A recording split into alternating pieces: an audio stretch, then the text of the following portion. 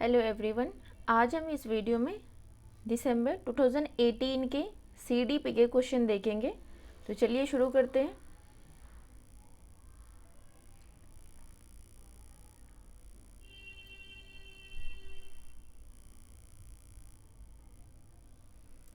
Question number first कह रहा है, आनुवांशिकता और पर्यावरण की भूमिका के बारे में निम्नलिखित में से कौन सा कथन सत्य है। पहला ऑप्शन कह रहा है, विकास के कुछ पहलू आनुवांशिकता और कुछ अन्य पर्यावरण से अधिक प्रभावित होते हैं। दूसरा ऑप्शन कह रहा है, सीखने और प्रदर्शन करने की एक बच्चे की क्षमता जीनों द्वारा पूरी तरह से निर्धारित की जाती है। तीसरा ऑप्शन कह रहे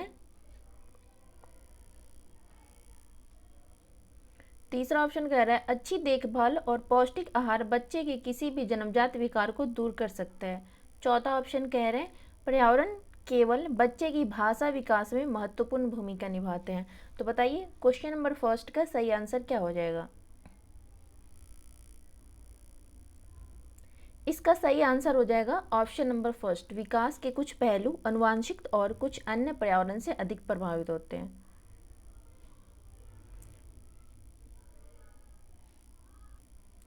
क्वेश्चन नंबर सेकंड देखते हैं। ये कह रहे हैं, निम्नलिखित में से कौन सा कथन पियाजे के सिद्धांत के अनुसार कहा नहीं जा सकता या नहीं पूछ रहे और हमें नहीं बताना है। पहला है, विकास गुणात्मक चरणों में होता है। दूसरा है, बच्चे अपनी दुनिया के बारे में ज्ञान का निर्माण और उपयोग करते हैं। तीसरा है, निरंतर अभ्यास से अधिगम होता है। चौथा है, बच्चे अपने पर्यावरण पर क्रिया करते हैं। तो आइए क्वेश्चन नंबर 2 का इसका आंसर क्या हो जाएगा। यहाँ नहीं पूछ रहा है और हमें नहीं बताना है। इसका आंसर हो जाएगा ऑप्शन नंबर थर्ड, निरंतर अभ्यास से अधिगम होता है। क्वेश्चन नंबर थर्ड कह रहा है, निम्नलिखित में से कौन सी पूर्व संक्रियात्मक विचार की एक सीमा नहीं है। पहला ऑप्शन है, ध्यान केंद्रित करने की प्रवृत्ति। ऑप्शन आप क्वेश्चन सही से पढ़ेंगे या नहीं पूछ रहे। प्रतीकात्मक विचार का विकास, हम क्या है, अहंमन्यता। चौथा है, इंग्लिश में देख लो, ईगो सेंट्रिज्म। चौथा है, अनुक्रमणीयता, इरिवर्सिबिलिटी। तो बताइए इसका थर्ड का सही आंसर क्या हो जाएगा। क्वेश्चन नंबर थर्ड का सही आंसर हो जाएगा ऑप्शन नंबर सेकंड, प्रतीकात्मक विचार का विकास, development of the symbolic thought. Question number 4 कह रहे हैं, डैश के अलावा निम्नलिखित कारणों के खेल युवा बच्चों के विकास में एक महत्वपूर्ण भूमिका निभाता है। पहला ऑप्शन कह रहा है, वे अपने शरीर पर निपुणता प्राप्त करते हैं। दूसरा ऑप्शन कह रहा है, यह उनकी इंद्रियों को उत्तेजित करता है। तीसरा ऑप्शन कह रहा है, यह समय बिताने का एक सुखद तरीका है। चौथा ऑप्शन कह रहा है, वे नए कौशल हासिल करते हैं और सीखते हैं और उन्हें कब उपयोग किया जाए। तो बताइए क्वेश्चन नंबर 4 का सही आंसर क्या होगा।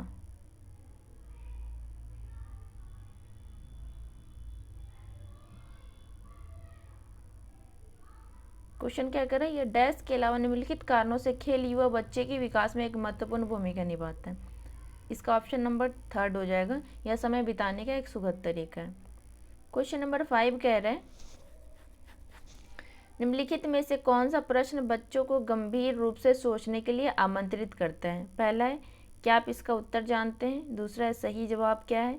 तीसरा है, ये क्या आप इस तरह की स्थिति के बारे में सोच सकते हैं। चौथा है, विभिन्न तरीकों से हम इसे कैसे हल कर सकते हैं। तो बताइए क्वेश्चन नंबर 5 का सही आंसर क्या होगा। इसका सही आंसर हो जाएगा ऑप्शन नंबर 4। क्वेश्चन नंबर 6 देखते हैं। 6 कह रहा है, निम्नलिखित में से कौन सा विकल्प प्रगतिशील शिक्षा का सबसे अच्छा वर्णन करता है। पहला है, करके सीखने परियोजना विधि सहयोग से सीखना। दूसरा है, थीमेटिक इकाइयाँ नियमित इकाई परीक्षण रैंकिंग। तीसरा है, व्यक्तिगत अधिगम क्षमता समूह बनाना छात्रों की लेबलिंग।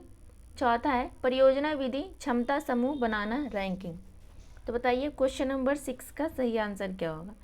इसका सही आंसर हो जाएगा ऑप्शन नंबर फर्स्ट, करके सीखना, परियोजना विधि, सहयोग से सीखना। क्वेश्चन नंबर 7 देखते हैं।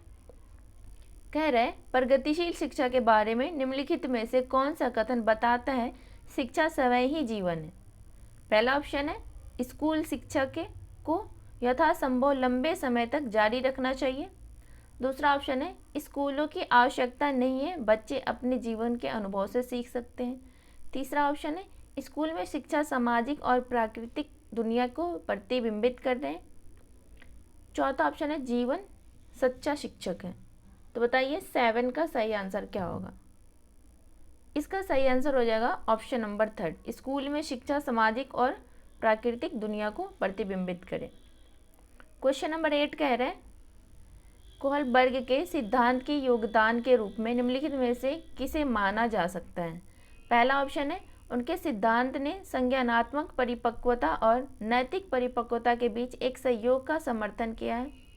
दूसरा ऑप्शन कह रहा है इस सिद्धांत में विस्तृत परीक्षण प्रक्रियाएं हैं।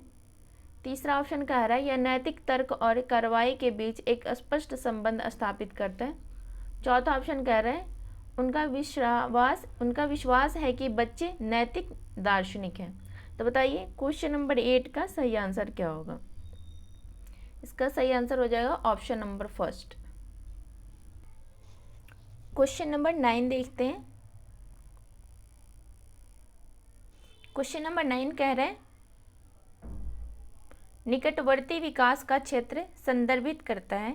पहला ऑप्शन है उस चरण को जब अधिकतम विकास संभव है। दूसरा ऑप्शन है उस विकासात्मक चरण को जब बच्चा सीखने की पूरी जिम्मेदारी लेता है। तीसरा ऑप्शन है एक संदर्भ को जिसमें बच्चे सहयोग के सही स्तर के साथ कोई कार्य लगभग स्वयं कर सकते हैं। चौथा ऑप्शन है उस सीखने के बिंदु को जब सहयोग वापस लिया जा सकता है। बताइए क्वेश्चन नंबर 9 का सही आंसर क्या होगा। इसका सही आंसर हो जाएगा ऑप्शन नंबर 3।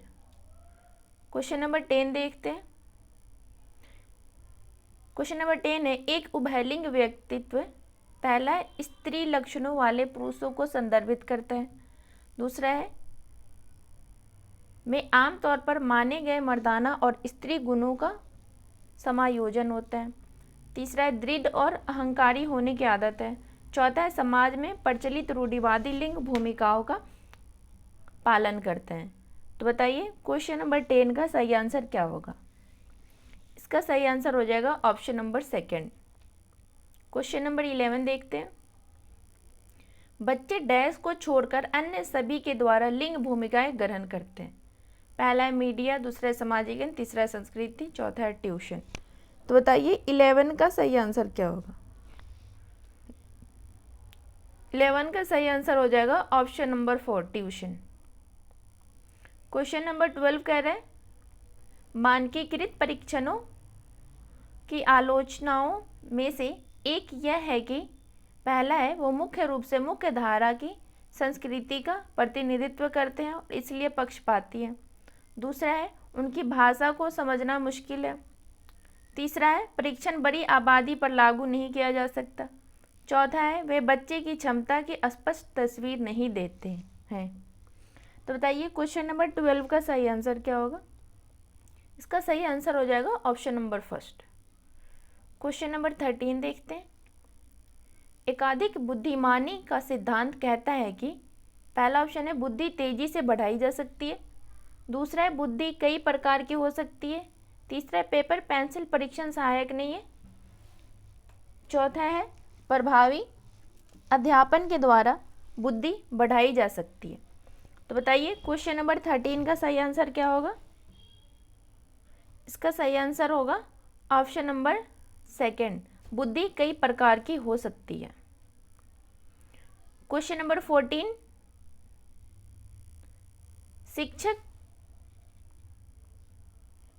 शिक्षक सीखने के लिए मूल्यांकन और सीखने के मूल्यांकन दोनों का उपयोग कर सकते हैं। पहला है बच्चों की प्रगति और उपलब्धि स्तर को जानने में। दूसरा है बच्चे की सीखने की ज़रूरतों को जानने में और तदनुसार शिक्षण रणनीति का चयन करने में। तीसरा है आवधिक अंतरालों पर बच्चे के प्रदर्शन का आकलन करने और उसके प्रदर्शन को प्रमाणित करने में। चौथा है बच्चों की प्रगति की निगरानी करने और उनके सीखने के अंतराल को भरने के लिए उचित लक्ष्य निर्धारित करने में। तो बताइए क्वेश्चन नंबर 14 का सही आंसर क्या होगा? इसका सही आंसर हो जाएगा ऑप्शन नंबर फर्स्ट, बच्चों की प्रगति और उपलब्धि स्तर को जानने में। क्वेश्चन नंबर 15 देखते हैं।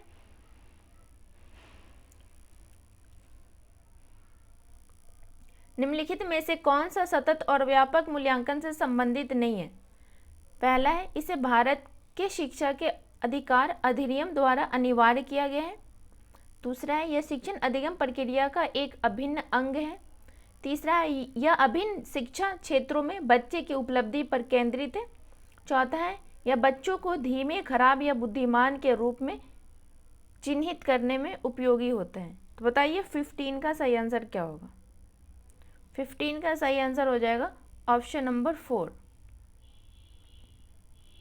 क्वेश्चन नंबर 16 देखते हैं। कह रहा है, बच्चों में प्रतिभाशालीता डैश के कारण हो सकती है। पहला है, आनुवंशिकता और वातावरण के बीच एक अंतःक्रिया। दूसरा है, एक संसाधन समृद्ध वातावरण।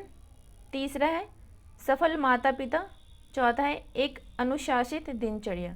तो बताइए 16 का सही आंसर क्या होगा? 16 का सही आंसर हो जाएगा ऑप्शन नंबर फर्स्ट, आनुवंशिकता और वातावरण के बीच एक अंतःक्रिया। क्वेश्चन नंबर 17 देखते हैं।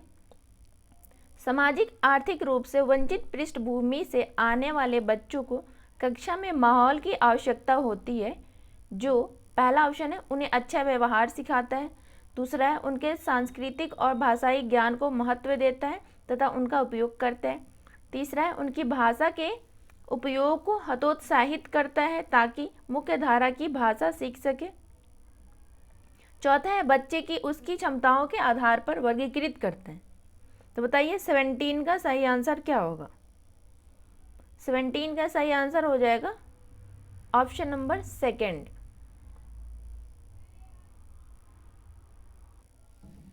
सामाजिक आर्थिक रूप से वंचित पृष्ठभूमि में आने वाले बच्चों को कक्षा के माहौल की आवश्यकता होती है जो उन्हें अच्छा व्यवहार सिखाता है, उनके सांस्कृतिक और भाषाई ज्ञान को महत्व देता है तथा उनको उपयोग करता है।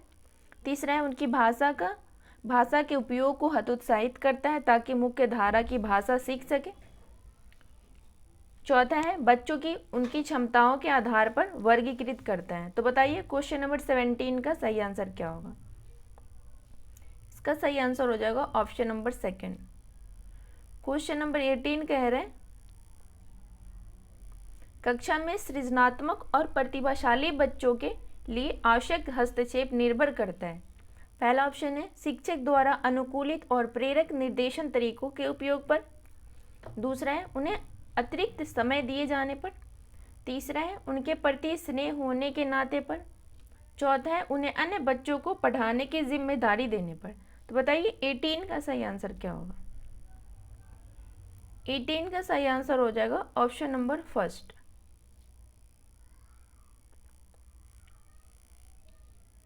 क्वेश्चन नंबर 19 देखते हैं।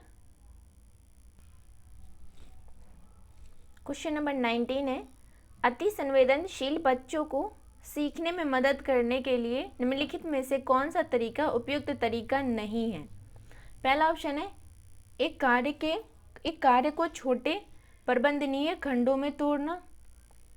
दूसरा है, अधिगम के वैकल्पिक तरीकों की पेशकश। तीसरा है, उनके दैनिक कार्यक्रम में शारीरिक गतिविधि का समावेश। चौथा है, बेचैन होने पर अक्सर उन्हें फटकार लगाना। तो आइए क्वेश्चन नंबर 19 का सही आंसर क्या होगा? इसमें निगेटिव पूछ रहे हैं और हमें वही का जवाब देना। इसका हो जाएगा ऑप्शन नंबर 4। क्वेश्चन नंबर 20 कह रहे हैं, अलग अलग सोच वाले पैटर्न उन बच्चों की पहचान करते हैं जो विकलांग है, डिसलेक्सिया है, सृजनात्मक है, प्रत्यास्थी है। तो बताइए 20 का सही आंसर क्या होगा? इसका सही आंसर हो जाएगा क्वेश्चन नंबर 3, सृजनात्मक, क्रिएटिव। क्वेश्चन नंबर 21 देख रहे हैं, निम्नलिखित में से कौन सा शिक्षक द्वारा कक्षा में बच्चों के लिए समस्या हल करने के तरीके का वर्णन नहीं करता है? पहला ऑप्शन है किसी विशेष समस्या को हल करने के बारे में अपनी विचार प्रक्रियाओं पर चर्चा करना। दूसरा ऑप्शन है कुछ हल करते समय गलतियों को करने के प्रति ईमानदार रहना। तीसरा है सोच विचार परीक्षण और विभिन्न उत्तरों जैसी शब्दावली का प्रयोग करना। चौथा है अभिसरण उत्तरों वाले प्रश्न पूछना। तो बताइए क्वेश्चन नंबर 21 का सही आंसर क्या होगा? इसका सही आंसर हो जाएगा ऑप्शन नंबर 4, अभिसरण उत्तरों वाले प्रश्न पूछना। Ask question with convergent answer. Question number 22 देख रहे हैं, निम्नलिखित में से कौन सा एक संवेग है? पहला है स्मृति, दूसरा है डर, तीसरा है ध्यान, चौथा है उत्तेजना। तो बताइए इसका सही आंसर क्या होगा?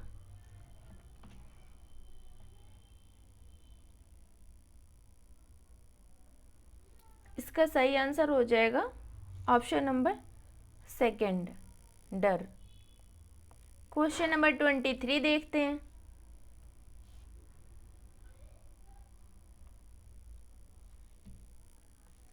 एक 3 साल का बच्चा बताता है कि दूध बूथ पर एक मशीन द्वारा दूध का उत्पादन होता है।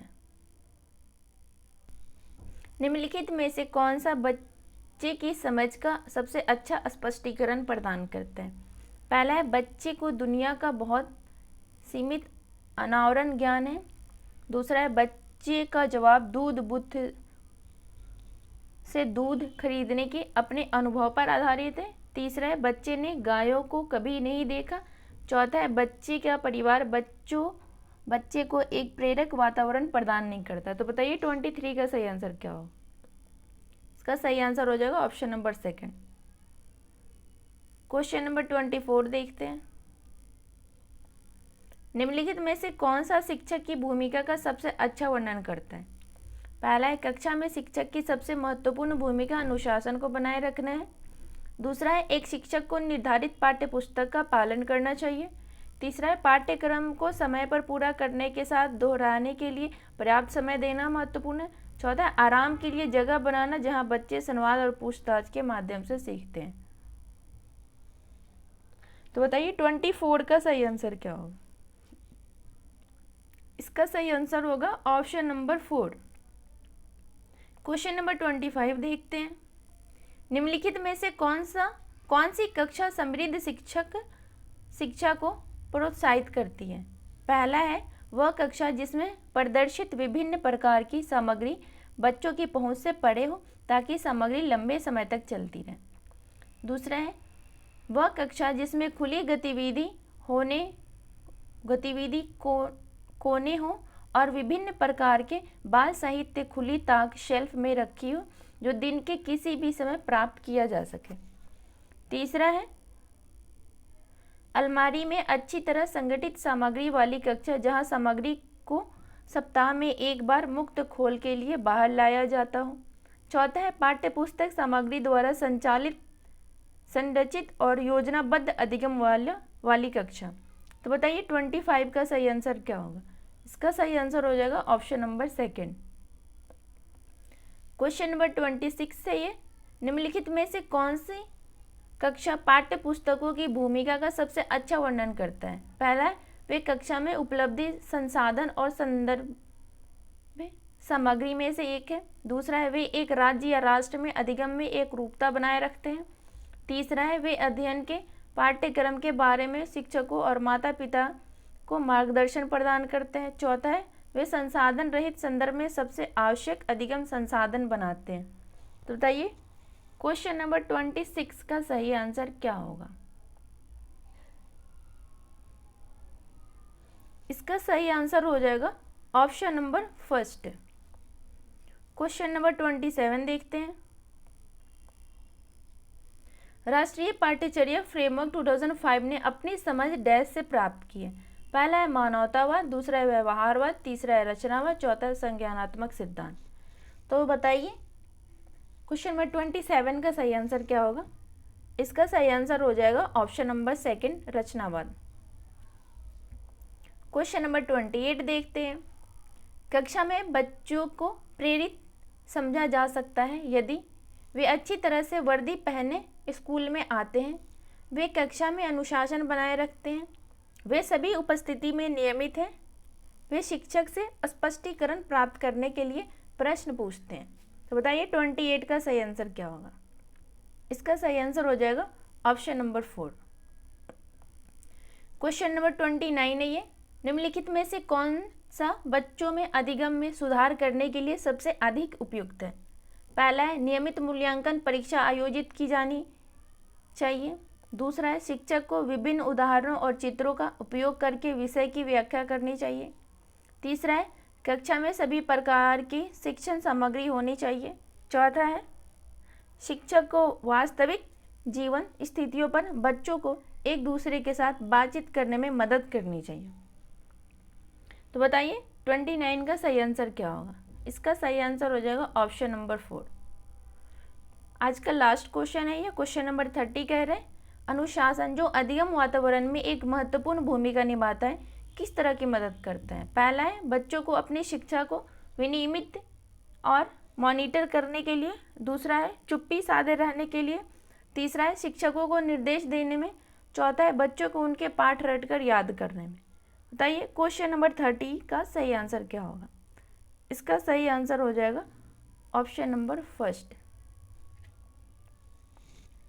तो आज हमने इस वीडियो में CDP के 30 क्वेश्चन करे हैं। आप इस वीडियो को ज़रूर देखें और इस चैनल को लाइक शेयर सब्सक्राइब करना बिल्कुल ना भूलें। Thank you.